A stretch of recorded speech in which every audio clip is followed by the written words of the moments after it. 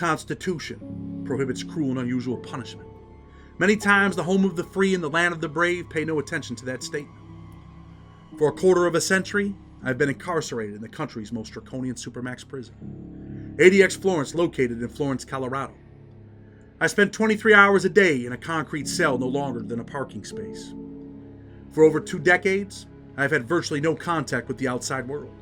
I am, quite literally, buried alive. Absent any opportunity for resentencing, I will die at ADX Florence without ever having embraced my grandchildren. See, the visits here are no contact. I have been for over 25 years housed in this restrictive place, and I have forgotten what it is like to hug someone you love. The government has opposed my resentencing. They focus entirely on the notorious and legendary Larry Hoover of the past, who entered the Department of Corrections as an illiterate 23-year-old. I am now 71 years old. Think about it. I came here at 23. They do not consider my rehabilitation by any stretch of the imagination. They do not want the court to see the reflective, remorseful, and rehabilitated Larry Hoover. The person I am today is not the person I once was. They do not consider the fact that I have in some respects been tortured mentally and emotionally by being left to live alone in a cell. The Larry Hoover who graces the cover of the government's opposition papers died long ago. Notwithstanding the government's unfounded claim that I harbor a desire to reclaim my title as the king of the gangster disciples, an enterprise that bears little resemblance to the organization I once built in the 1970s. The Larry Hoover of today is not as glamorous as the government would have the world believe. I am an ailing old man who humbly accepts responsibility for his past and experiences deep remorse for the harm I have caused. I have paid for my crimes in more than just years, having spent decades isolated in the Alcatraz of the Rockies, the institution described by one prior warden as a clean version of hell. Why should a federal judge grant my request for compassion, you might ask? For a reduction in sentence? There are many reasons. I have expressly and resolutely renounced my membership and leadership of the Gangster Disciples. As my writings, objective reviews from the Bureau of Prisons, and a recent threat assessment prepared by world-class experts show, I truly pose no risk of harm to anyone, whether I am incarcerated in a less restrictive facility or released to the community. I have been tortured long enough. No one can feel my pain of being left alone in a prison cell, in a supermax prison for more than 25 years. Against all odds, I have been rehabilitated. Similarly situated defendants, including other high-ranking gang members and so-called chiefs, have been afforded relief under the First Step Act. I submit, I should not be denied resentencing simply because the government has decided I am uniquely symbolic. I have asked the court to take into account that I am not just doing life. I am and have been doing life under cruel and unusual conditions. I think it is clear that my life sentence at ADX Florence is greater than necessary to satisfy the sentencing goals. It is no secret that following a jury trial in May 1997, I was convicted of all 40 counts against me in an operative superseding indictment that charged me as the leader of a continuing criminal enterprise known as the Gangster Disciples. For those of you that do not know, on December 21st, 2019, I filed a motion for resentencing under the First Step Act, asking the court to use its discretion to reduce my sentence as set out in the Fair Sentencing Act. All I really want is to be released from this constant torture of being locked in a cell all alone. The government objected, arguing that the court lacked discretion to resentence me and that my status as a quote-unquote notorious gang leader demanded that I die alone at ADX Florence. The judge disagreed with the government and held that he was authorized to reduce my sentence, but declined to exercise his discretion to resentence me based on procedural grounds. The court, to a certain extent, appeared sympathetic to the conditions of my incarceration and lack of opportunity to demonstrate rehabilitation, but expressed concern that I had not fully availed myself of the federal prison administrative processes by which I could seek less restrictive confinement. Ultimately, the court went on to deny the motion without prejudice. That means that I could reapply after following the BOP policy. I did so, and as expected, the Federal Bureau of Prisons denied me relief. Now, once again, I am in front of the same judge. Doctors and gang experts have submitted reports on my behalf attesting that I am not a threat to anybody. Despite the government's continued effort to paint me as a future threat, all objective evidence shows that I am now an old and broken man who possesses neither the desire, the ability, nor the opportunity to lead a criminal enterprise. Indeed, many believe that it is more likely that I would be killed by active gangster disciples if released to the streets, than I am to regain the position I held 30 years ago. Whatever social capital I purportedly have is largely of the government's making. Having buried me alive in a concrete bunker for over 25 years, with virtually no ability to demonstrate rehabilitation, all while perpetuating a stale gangster narrative that I am powerless to refute. It should come as no surprise that there are people from all walks of life, including community activists, elected officials, and even celebrities, who reject the government's one-dimensional characterization of me. That people love, support, and accept me as a complex human being, capable of good, and not merely a notorious gangster, should be viewed as mitigating evidence, not aggravating evidence of my ability to influence the streets, which I have not and cannot. In my court filings, I have told the judge that I own my past and have paid my life for it. But my status and whatever symbolism the government believes I hold should not preclude resentencing. Larry Hoover, the individual, must be separated from Larry Hoover, the legend. But the government will not concede. Instead, they want me to be tortured in more ways than anyone could ever imagine. In order to understand my plea for compassionate release, you must understand my life and the life that I have lived for over 25 years. If you have never lived it, it is hard to understand. But I can give you a glimpse of what it is really like. Although I am under a sentence of life imprisonment, I am, in fact, serving a slow and torturous sentence of death under profoundly harsh conditions I have no ability to change. It is my status as a quote-unquote notorious gang leader that has condemned me to punishment, arguably worse than death, namely, a sentence of life at ADX Florence. My designation to ADX Florence serves no legitimate penological purpose, but is motivated by my notoriety, not by my conduct. Notably, the government itself has played a significant role in cultivating and perpetuating my status, knowing that being locked away in a cell, I have no real ability to refute it or prove otherwise. You see, ADX is for those that pose risk to others within the prison system and society. I have seen many people come and go over the years. Men have entered these darkened hallways that have actually killed others in prison. They have been convicted, spend a few years here, and then they are released back to another maximum security prison, a much less restrictive confinement than I currently live. I have never been given the chance that others have. There is no doubt that sitting in this cell alone for so long, I have had time to reflect on my life. I have had time to get to know who I really am. My self-examinations lead to the sad conclusion that I've wasted my talents entirely upon destructive and self-defeating endeavors that hurt most everyone around me and society at large. If I could take it back, undo it, I'd give anything to do so. I'm truly sorry for what I have done. Make no mistakes with respect to my culpability and my acceptance of responsibility. I want people to understand that the Larry Hoover speaking out today is a different person than the Larry Hoover accused in those past state and federal indictments. That being said, I do take responsibility for my wrongdoing and will not try to explain away or justify any of it. I was lost in an enduring pattern of criminality those many years ago.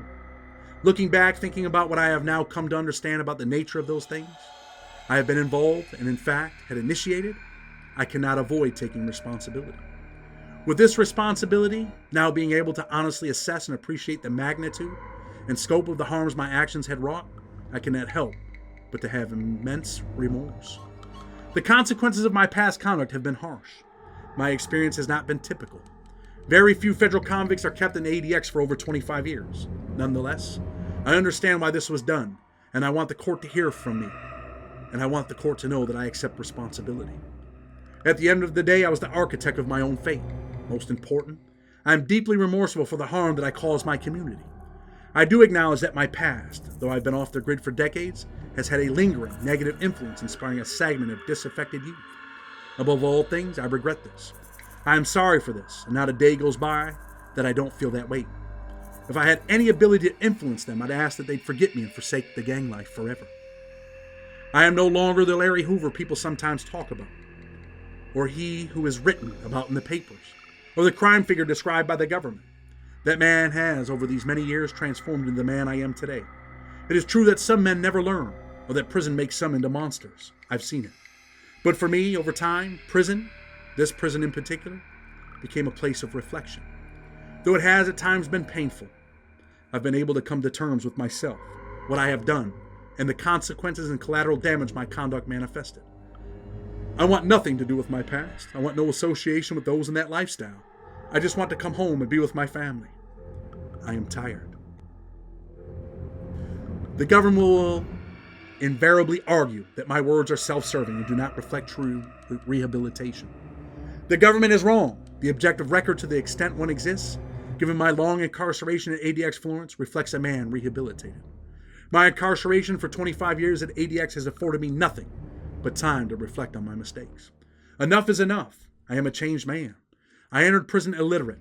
I taught myself to read and write, earned my GED. I spend much of my time reading, and I crave knowledge about a range of different subject matters. My days in this concrete bunker consist of reading, journaling, thinking, doing chores, watching TV, and listening to the radio, and writing my insights about my life.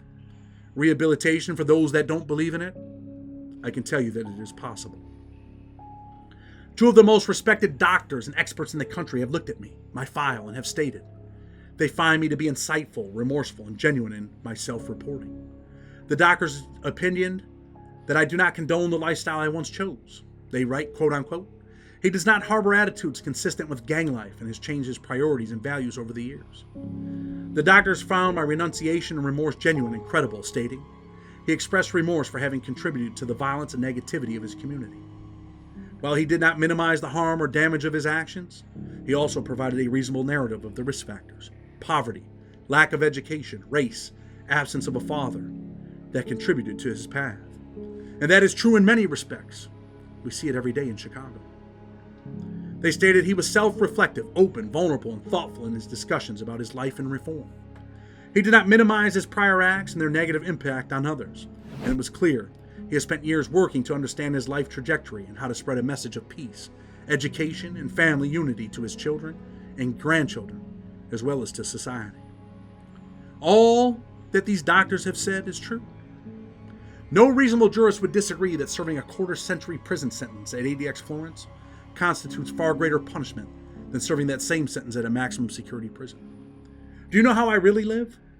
Prisoners at ADX spend 23 hours per day in concrete cells measuring 7 by 12 feet.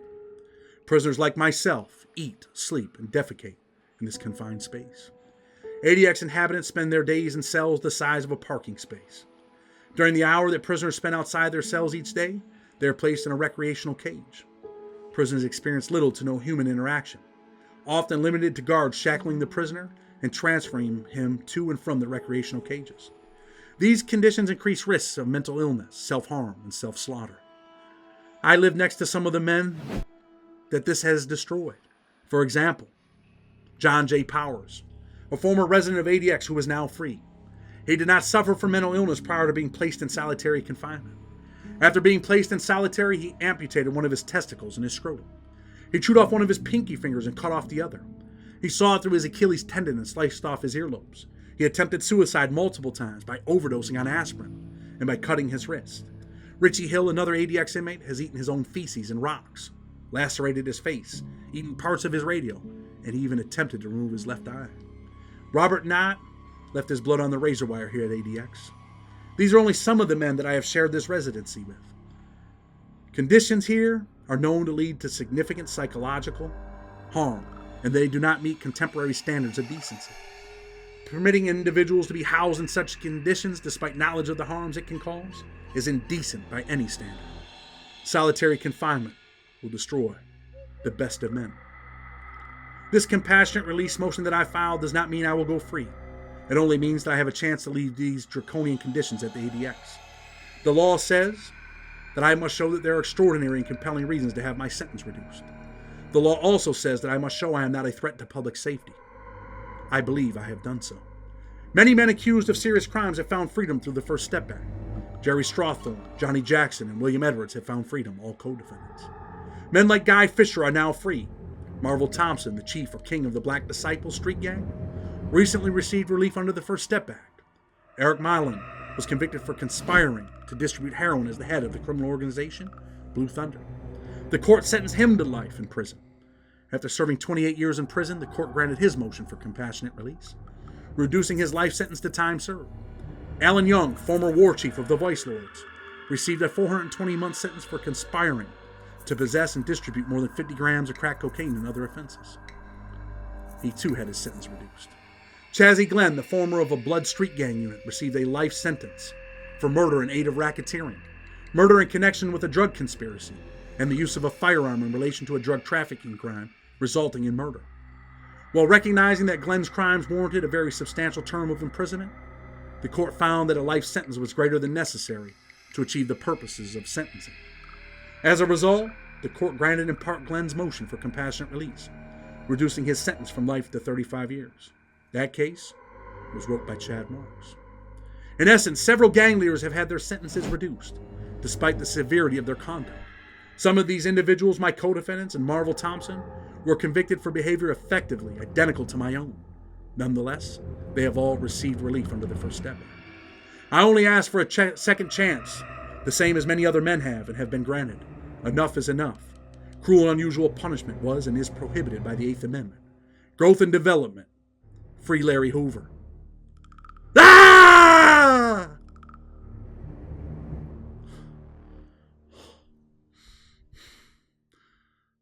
Feel my pain.